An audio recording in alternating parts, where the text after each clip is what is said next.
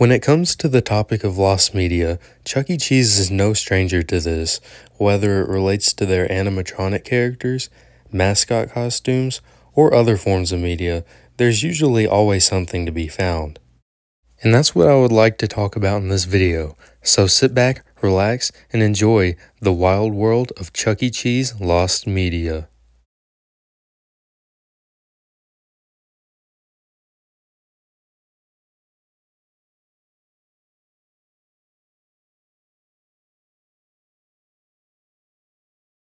As we all know, in 2012, Chuck E. Cheese voice actor since 1993, Duncan Brannon, and his version of Chuck E. Cheese, Avenger Chuck, were replaced with Rockstar Chuck and a new Chuck E. voice actor, Jarrett Reddick, a member of the band Bowling for Soup. What do you say we get your friends together with mine? Come on! We'll get this party rolling and all have a real good time. Alright! What do you say we get your friends together with mine? Yeah! We'll get this party rolling and all have a real good time. And Jarrett Reddick's first show tape for the Chuck E. Cheese animatronic stages was released in September 2012. But this wasn't always the original plan for the show. You see, many years ago, before Chuck E. Cheese started reusing content in their newer shows, the entertainment department would actually record new shows very often months in advance before they were intended to be released.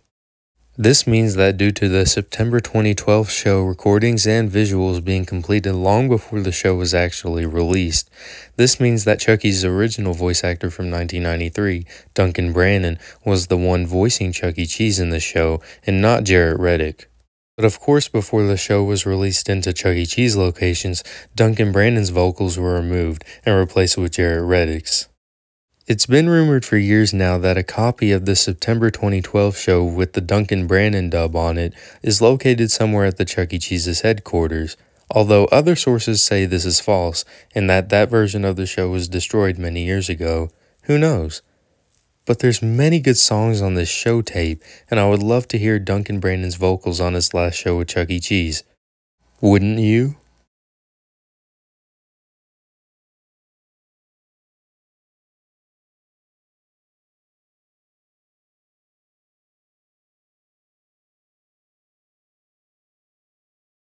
The Two Stage was an animatronic show setup that Chuck E. Cheese introduced in 1992. It featured the Chuck E. Cheese animatronic on his own stage, and his curtain would close when the mascot costume came out during birthday parties.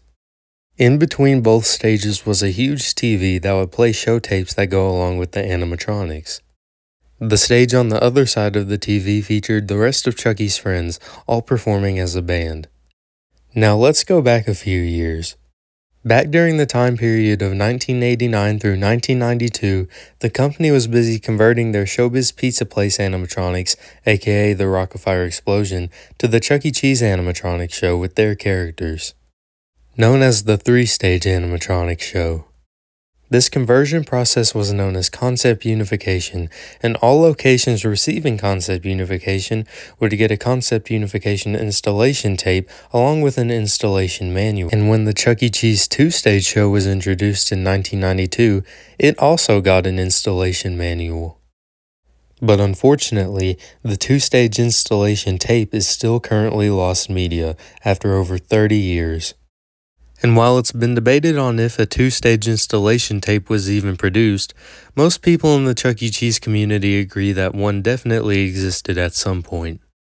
With never-before-seen Chuck E. Cheese training tapes and other media being found fairly often, all we can do is hope that a two-stage installation tape is found sometime soon.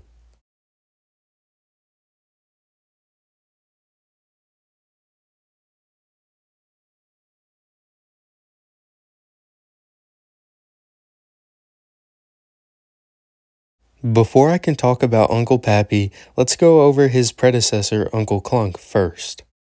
In 1983, Showbiz Pizza Place introduced Uncle Clunk, a 32-movement animatronic which was Creative Engineering's most advanced animatronic at the time. Uncle Clunk was so advanced that he could actually pick up a telephone and banana sitting on a table beside him. He would temporarily replace Rolf the Wolf and Earl Smurl because he was using their stage, but this would only last a few months until he was sent to another location because he was a traveling character. It is believed that only around 50 Uncle Clunk animatronics were produced, but after Chuck E. Cheese and Showbiz Pizza merged in 1987, Showbiz Pizza Time Inc. had a new idea to use for the Uncle Clunk animatronic. Since Uncle Clunk was such an advanced animatronic, Showbiz Pizza Time Inc. didn't want him to go to waste, so they were going to retrofit him into a new character. And that character was none other than Uncle Pappy. Uncle Pappy was a retrofitted Uncle Clunk animatronic placed in the game room at certain Showbiz Pizza Place locations. He could have even only been at one Showbiz Pizza. That's where lost media comes into play. We don't even know which specific Showbiz Pizza location Uncle Pappy was even at. But anyways, Uncle Pappy got an entire new outfit with a red button-up shirt, white suspenders, blue jeans, and boots. They added a beard, gave him glasses, and colored over one of his teeth to make it look like it was missing. They also gave Uncle Pappy a very detailed set featuring potato bags, barrels, and even birds. Uncle Pappy was a coin-operated animatronic, meaning you would have to insert a token into a slot for him to start performing. But here's something interesting. Uncle Pappy was actually voiced by longtime Chuck E. Cheese voice actor Scott Wilson, who also voiced other characters such as Pasquale and Mr. Munch.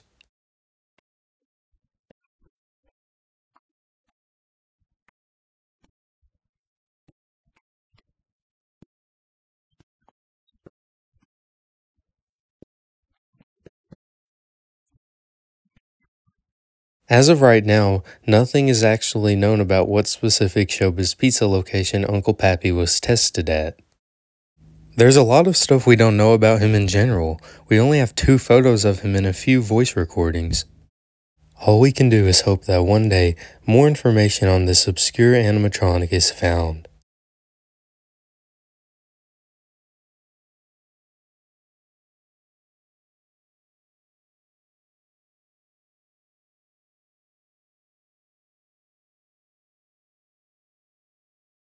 As Chuck E. Cheese entered the 1980s, they started to experiment with their animatronic shows and started installing new characters.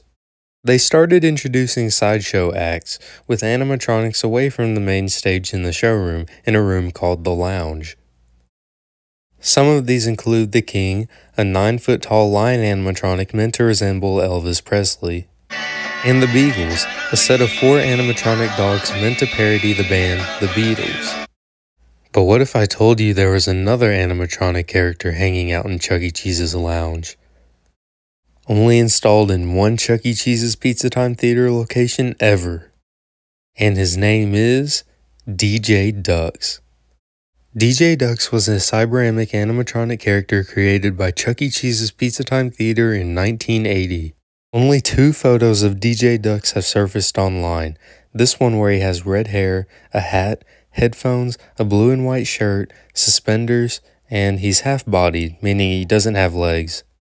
And here's the other photo. He has the exact same outfit on as the other picture, except he has brown curly hair and is missing his irises on his eyes.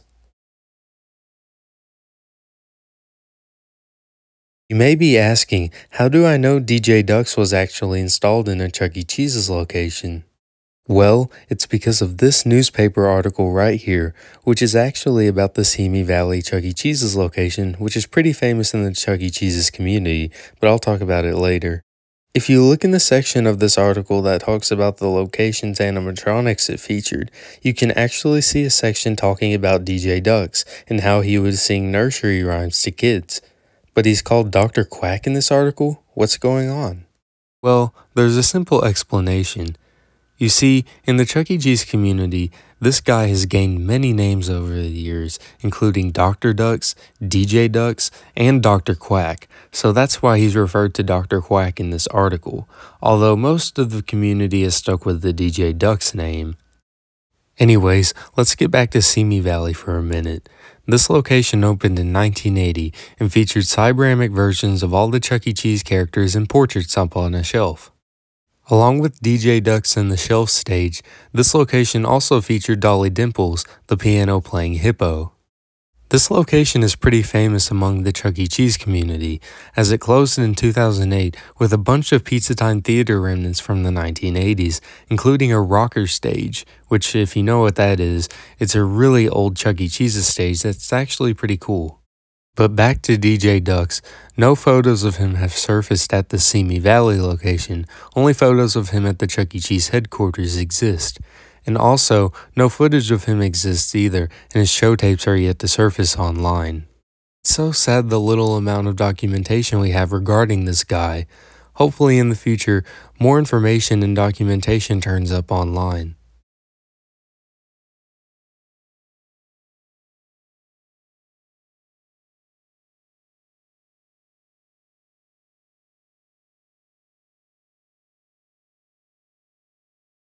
Some of you people out there may be familiar with the Chuck E. Cheese's location on Southwest Military Drive in San Antonio, Texas.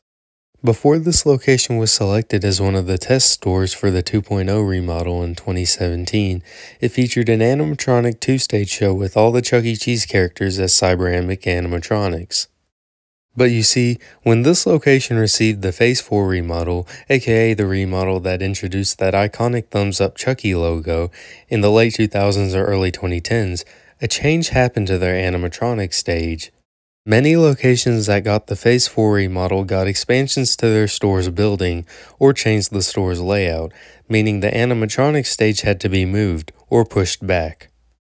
And when the Military Drive location got this remodel, they were no stranger to the concept and had to move their stage. I believe the reason this location had to push back their stage, or move their stage, was because the wall it was originally on was demolished due to the store receiving an expansion. And the reason I'm discussing this topic is because a longtime Chuck E. Cheese YouTuber PizzaCam has made claims in the past that he has footage of this transformation happening, where the stage was removed and then reinstalled. PizzaCam was one of the pioneers of Chuck E. Cheese content on YouTube in the 2000s, and is famous for uploading videos of his personal Pasquale animatronic, as well as uploading many rare Chuck E. Cheese training tapes and show tapes. Now, could PizzaCam actually have this footage? I think it's possible because he visited this location many times over the years. Hopefully PizzaCam uploads this footage sometime in the future, as I'm sure me as well as many others would love to see it. And with that, you made it to the end of the video. I hope you all enjoyed me discussing these topics, and I hope I shed some light onto them and give them the attention they truly deserve. Thank you all for watching. Please be sure to subscribe, like, share, and comment, and I'll see you guys on the next one. Bye for now.